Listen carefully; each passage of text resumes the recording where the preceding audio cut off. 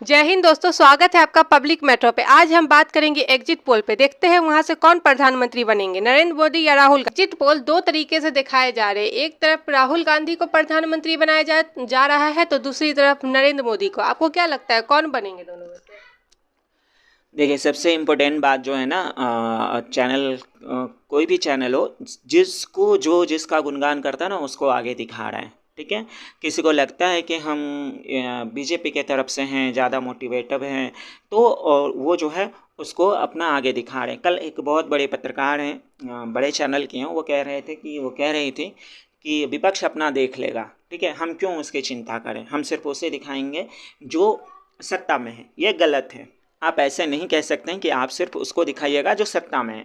बहुत सारे ऐसे सीटें हैं जो लोग कह रहे हैं कि बिहार में जो है ज़बरदस्त टक्कर थी, तो वहाँ मीडिया दिखा रही है 37 से 40 सीटें जो है जीत रही है। ये बात मानने वाले नहीं है। और दूसरी बात, एग्जिट पोल चाहे राहुल गांधी को प्रधानमंत्री बनाए, चाहे नरेंद्र मोदी को प्रधानमंत्री बनाए, ये कभी भी 100% सच नहीं हो सकता है।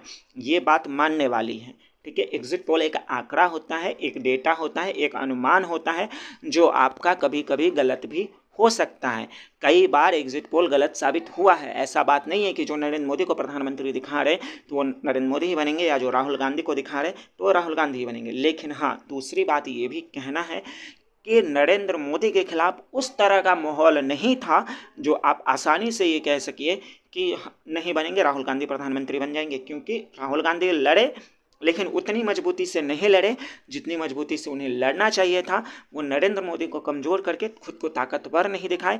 तो इसलिए जो चैनल जिसको आगे दिखा रहा है वो खुश है, और जो नहीं दिखा रहा है वो नाराज़ है। अब जैसे देखिएगा, ज़्यादातर एग्जिट पोल वो बीजेपी को आगे दिखाया तो वो लोग खुश थे। लेकिन कल ही एक चैनल पे, निजी चैनल पे, जब एक बीजेपी के बड़े नेता को ये भी नहीं दिखाया कि वो उनकी सरकार हार रही है, सिर्फ इतना दिखाया कि यहाँ पे जो है सीट कम हो रही है, बिहार में थोड़ा ज़बरदस्त टक्कर है, थोड़ा सा यूपी में टक्कर हो गया, तो उन्हें बौखलाहट आ गई। तो ये होता है, जिसको जो पार्टी आगे दिखाती है तो उसे लगता है नहीं ये एग्जिट पोल सही है और वो एग्जिट पोल सही है। कल भी जो मैंने वीडियो बनाया था उसमें कहा था कि राजनीति में ये कहावत बिल्कुल परफेक्ट बैठता है कि मीठा मीठा गप गप, करवा करवा थू थू, यानी जो अच्छा लगे। बिहार में तेजस्वी को फायदा होगा कि नहीं?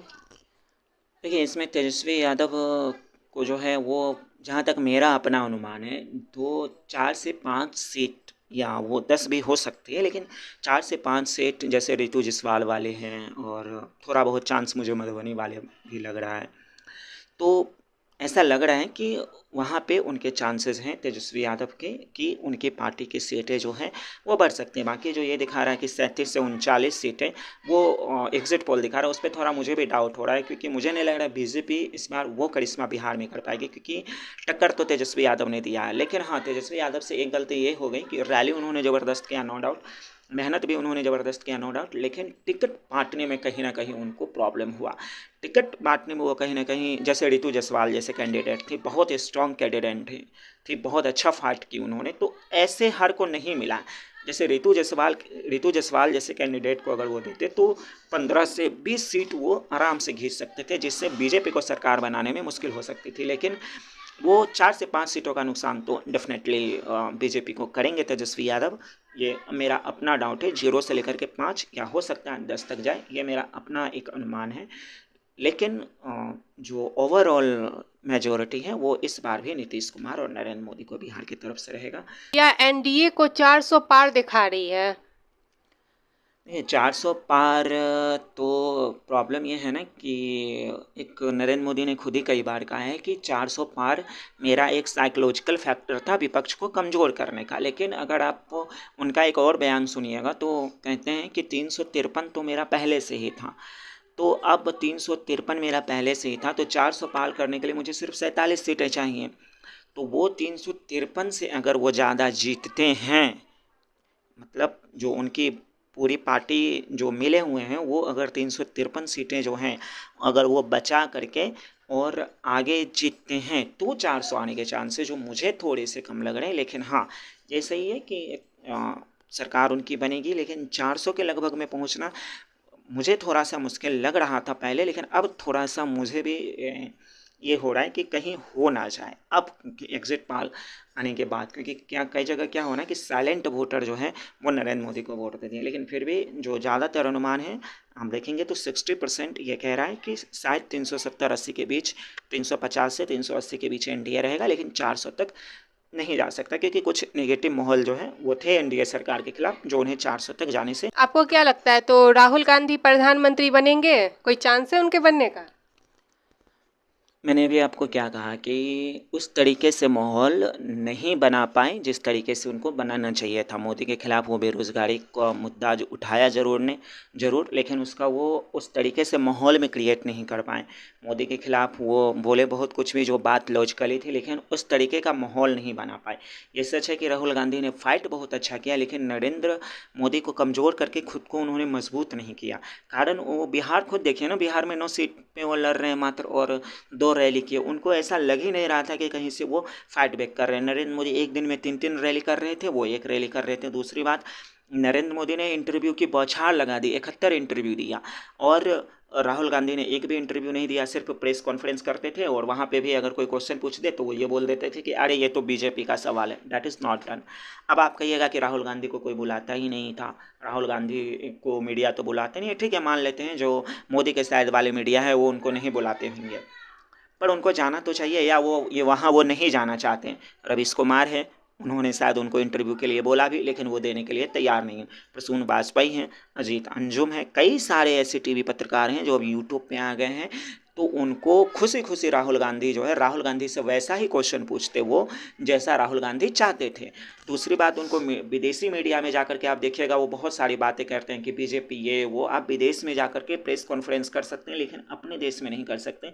ये बहुत बड़ा नुकसान राहुल गांधी के लिए हुआ है, और वही माहौल वो नहीं बना सके। नरेंद्र मोदी ने जैसे ही देखा कि वोट आ रहा है, धड़ाधड़ 71 इंटरव्यूज़, जो उन्हें पसंद करते हैं उनको भी, जो उन्हें पसंद नहीं करते हैं उनको भी, सबको उन्होंने धड़ाधड़ दिया। लेकिन राहुल गांधी जो पसंद नहीं करते उनको तो छोड़ दीजिए, जो उनको पसंद करते उनको भी उन्होंने इंटरव्यू देने से मना कर दिया। तो ऐसे में माहौल नहीं बन सकता है।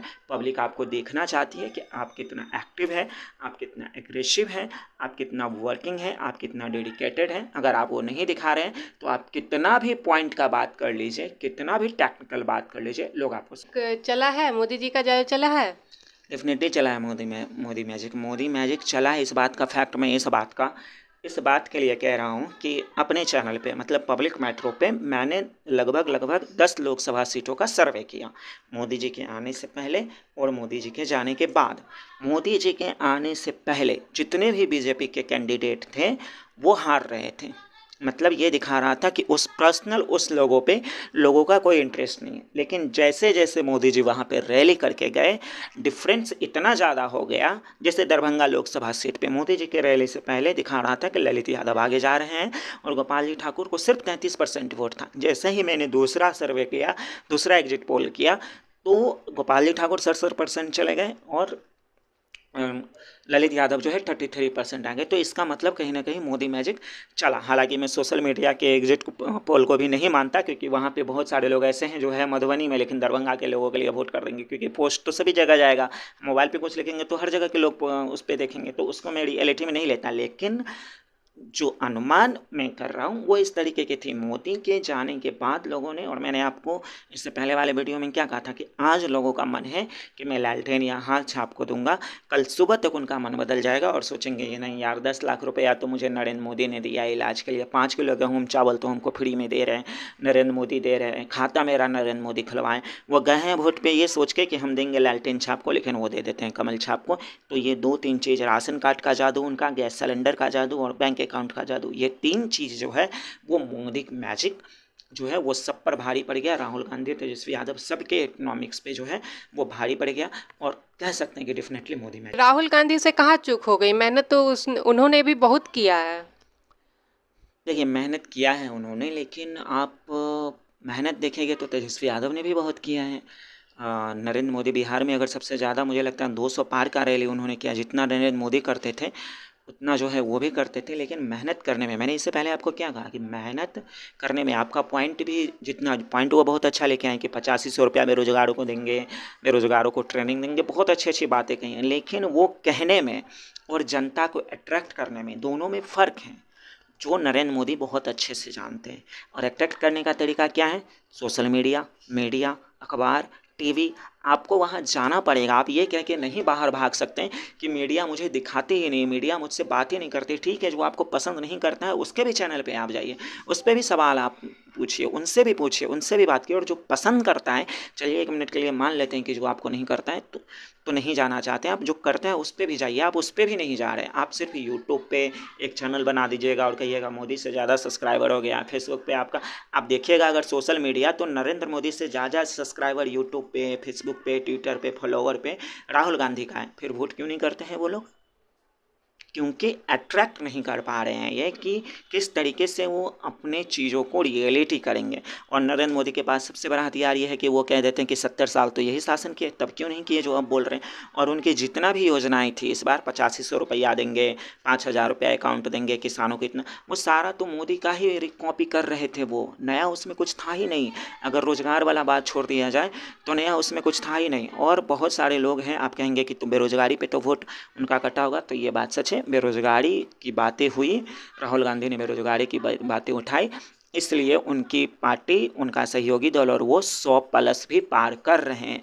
अगर वो बेरोजगारों पे बात नहीं करते, युवाओं की बात नहीं करते, तो ये 100 लाना भी उनके लिए मुश्किल था। तो चूक उनसे यही हुई कि वो एक्सिक्यूट नहीं कर पाए प्लानिंग को एक्सिक्यूट नहीं कर पाए, मोदी की चाल को नहीं समझ पाए। अगर ऐसा होता है तो, और अगर जीतते हैं तो समझ जाइए रोजगारी वाला मुद्दा जो है वो बहुत बड़े उभर कर सामने आया राहुल गांधी को। अगर एग्जिट पोल की हम नहीं माने और मान लेके राहुल गांधी बन रहे हैं, तो रोजगार वाले बात जो है वो 100% सच होगी।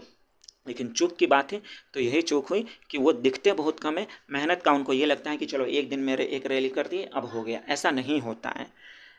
आपने बीजेपी वाले को देखा होगा, कोई मुजफ्फरपुर में रैली कर रहा है, कोई समस्तीपुर में कर रहा है, यानी वो लोग पूरे टीम बना के घूम रहे थे कि आपको यहाँ जाना है, आपको वहाँ जाना है। राहुल गांधी 18 दिन तक रायबरेली में ही प्रियंका को रख लिए। वो 18 दिन में कम से कम 6 रैली कर सकते थे, तो लोग अट्रैक्ट हो जाते। तो ये सब गलतियाँ हुई।